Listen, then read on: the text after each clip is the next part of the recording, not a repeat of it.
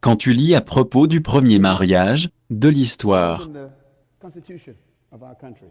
cela se trouve dans la Constitution de notre pays.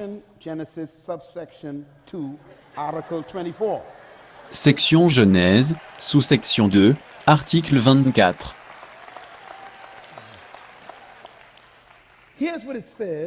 Il est dit. Premièrement, il est dit.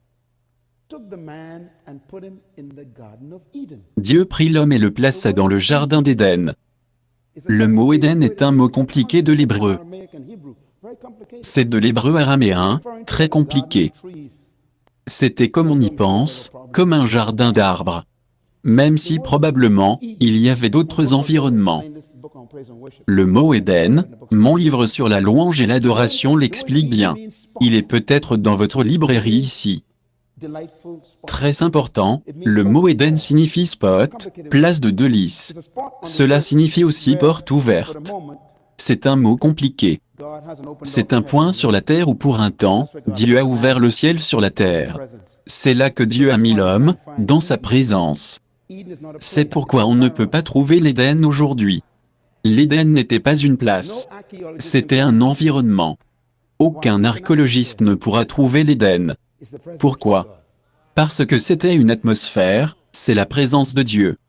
Quand l'homme a péché, la Bible dit Dieu l'a chassé de ce jardin atmosphérique. Ce jardin atmosphérique est retourné au ciel.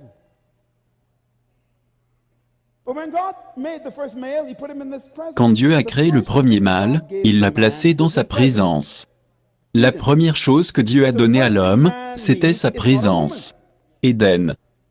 Donc la première chose dont l'homme a besoin n'est pas une femme. Est-ce que vous m'entendez, mes frères? La première chose la plus importante dont l'homme a besoin, le mâle a besoin, c'est la présence de Dieu. Et la femme doit te trouver dans la présence de Dieu.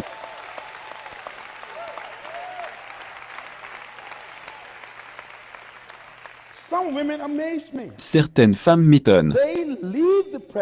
Elles laissent la présence de Dieu, vont dans la brousse pour trouver le frère, et essaient de le tirer dans la présence de Dieu. Oui frère, tu dois venir dans la présence de Dieu. Tu dois venir. Ève a rencontré Adam en Éden.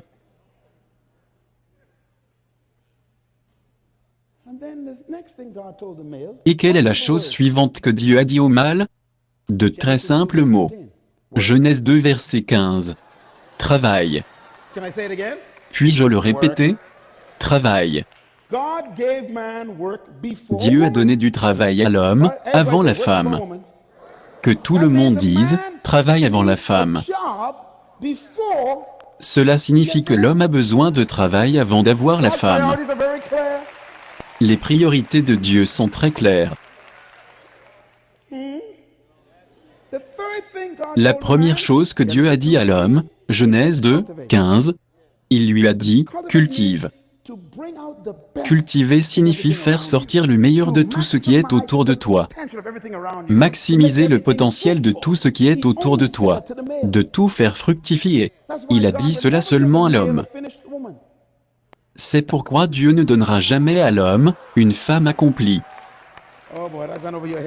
Frère, cela va enlever tes cheveux. Le mâle a été créé par Dieu pour créer ce qu'il veut. La femme que tu es en train de rechercher, frère, n'existe pas. Elle est dans ta tête. Ton travail est de prendre le matériel primaire que tu as marié, de la cultiver, pour avoir la femme qui est dans ta tête. C'est trop pour vous. Donc si tu es marié depuis 20 ans, et que tu n'es toujours pas satisfait du produit que tu as, c'est ta faute. Jésus-Christ est un vrai homme, un vrai homme, un vrai homme. Jésus-Christ a une femme, une très belle femme, son nom c'est l'Église. Il dit à propos de sa femme, il dit, Marie, aimez vos femmes, comme j'aime ma femme. Il nous dit comment faire. Tu la laves, dans la parole. Et tu enlèves toutes les taches, les rides, les défauts. Et tu la présentes à toi-même. Celle-là, c'est à moi, je l'ai fait, c'est mon bébé. J'ai produit cela. Regardez-la, regardez-la. Présente-la à toi-même, il est dit. Donc quand tu vois ton mari, continue à lui dire, cultive bébé, cultive-moi bébé. Si ta femme commence à prendre un peu de poids, et que tu n'aimes pas cela, ne critique pas.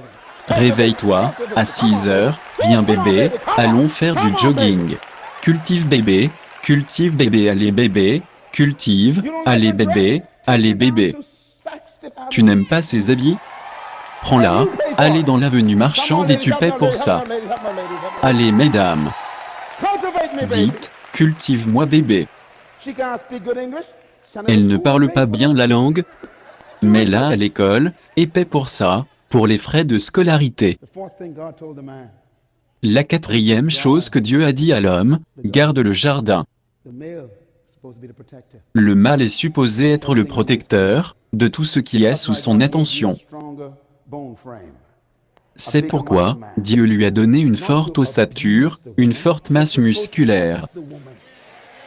Pas pour abuser de la femme, mais pour protéger la femme.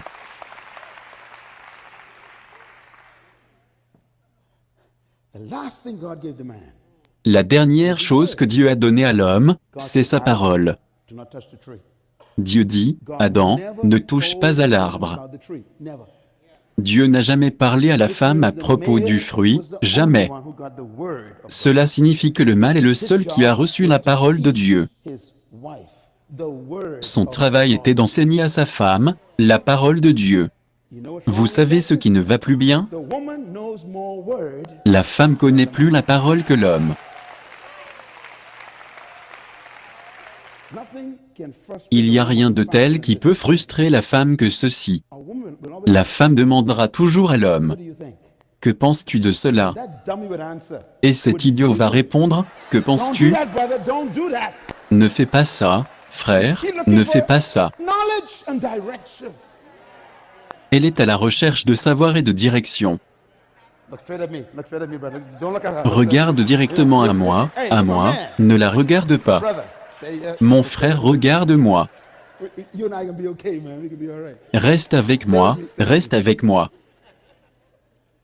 Et attention à cela, le dernier commandement que Dieu a donné à l'homme. Les versets 15, 16, 17. Et au verset 18, Dieu dit, « Il n'est pas bon que cet homme soit seul. » Maintenant, ne lisez pas vite ce verset. Ralentissez. Il n'est pas bon que cet homme soit seul. Quel homme? L'homme qui est dans sa présence, qui travaille, qui te cultive, qui te protège, qui t'enseigne la parole. Vous comprenez? Voici le problème.